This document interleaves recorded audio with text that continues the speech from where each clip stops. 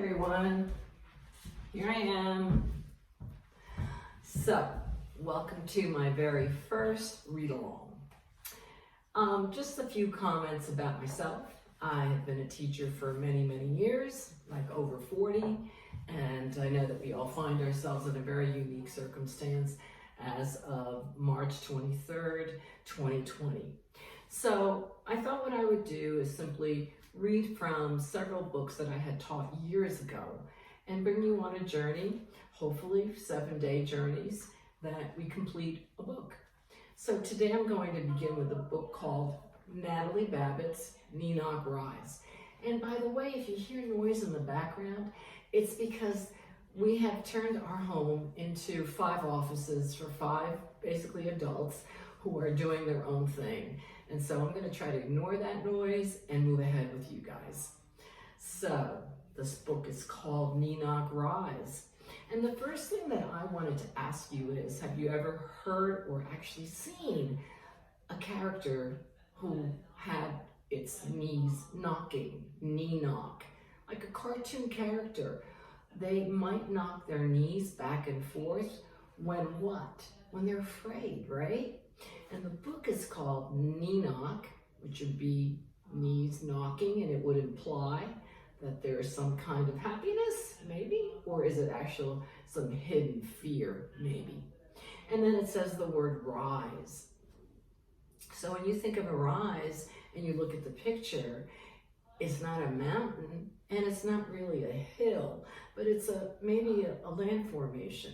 So that gives you a clue that something out there might be maybe a little scary. And that's the most that we can draw right now from our assumption, from reading a title and what we think. And so, Natalie Babbitt's Kneeknock Rise begins like this.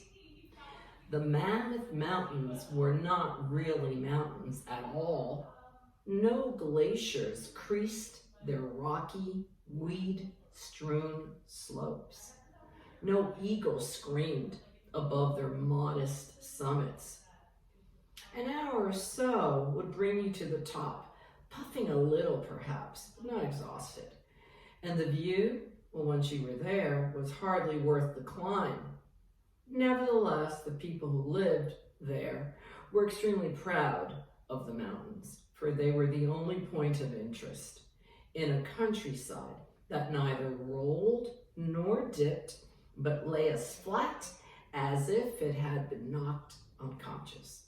So at the very beginning of the story, we understand that these mammoth mountains were really not mountains at all. They were just a little bit raised land. And by the time you got to the top, maybe you were a little bit out of breath. But the fact remains that there really wasn't a whole lot to see out there, which implies that it was a very flat, maybe country, open field and field and field of maybe grasses or crops or animals grazing. That's pretty much it. So this rise was a point of interest, but it really wasn't as significant as it would be if it were, let's say, the Alps or some other huge structure of landmass. So that's as she establishes the very beginning of the story. Because of this pride of the peoples, because after all, they believe that this was a mammoth mountain, but it really wasn't. You were well advised on passing through to remember the famous and somewhat true story of an earlier visitor who rashly remarked that anyone who could call those molehills mountains was either a blind man or was a fool. It was suggested to him that he was already a fool himself and in grave danger of becoming a blind man on the instant. So we are told he wisely thought better of it, looked again and said, I see that I was mistaken. No mere mole could have made those mounds. They must have been the work of a mammoth. The people were satisfied and escaped unharmed, the visitor did, and the mountains were christened. So So basically what that's telling the reader is that someone had ventured through a long, long time ago, and he said, "What? That's not a mammoth mountain, that's a molehill."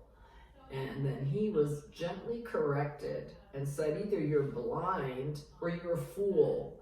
And then he realized that he had to play along with everyone and say, "Oh, I made a mistake. Those are mammoth mountains." And off he quietly went, unharmed.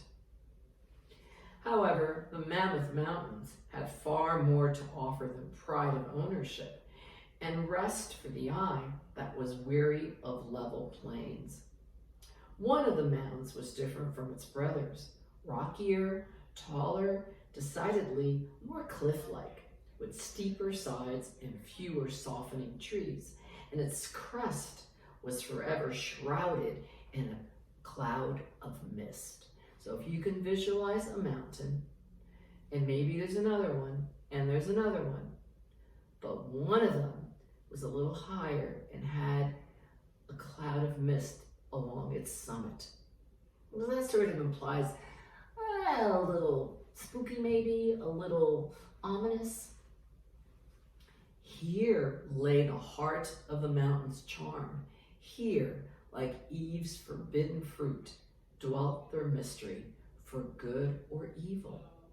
For from somewhere in that mist, on stormy nights when the rain drove harsh and cold, an undiscovered creature would lift its voice and moan. It moaned like a lonely demon, like a mad, despairing animal, like a huge and anguished something chained forever to its own great tragic disappointments. So, we have an area of land that when it rains, this particular area, which is a rise, which is higher from the flat area surrounding it, when it rains, this rise emits a moan and a groan. And so people wondered, most likely, what is it? What could it be? Nobody knew what it was that lived high up in the mist, as far back as memory could grope. No one had climbed the cliff to see. The creature had mourned there for 1,000 years. Mourned there, that means that, I guess they heard it crying. In isolation, so splendid and with sorrow so infinitely greater than any of their own, that the people were struck with awe and respect. Therefore, climbing the cliff was something they simply did not do, and curious children were early and easily discouraged from trying by long and grisly tales which told what might well happen if they did. So what Natalie Babbitt is telling us is that as much as they may have been afraid of this mountain that emitted this noise that implied that some creature lived there, they were very proud of it. And they were not going to go explore it and find out what was making that noise. And they taught their children very early on to stay away because of the grisly tales that they shared. So from time to time in the land below the cliff, strange things in fact did happen. A straying sheep would be found slaughtered. A pail of milk would sour. A chimney would unreasonably topple. These things were considered by some to be the work of the creature on the cliff, while others refused to believe that it ever left its misty nest. But they all had their favorite charms against it, and all of them in the cliff was the grandest, most terrible thing in the world. They trembled over it. They whispered about it. They fed their hearts to bursting with gleeful terrors. It was frightful and fine, and it belonged to them. They called it Kneeknock Rise. So that concludes our very first readings. I want you to think about that.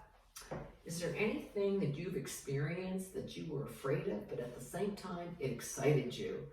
And you knew that something could happen, but nevertheless, you were still excited by it. So let's think about that until we continue in the next 2 days. See you guys.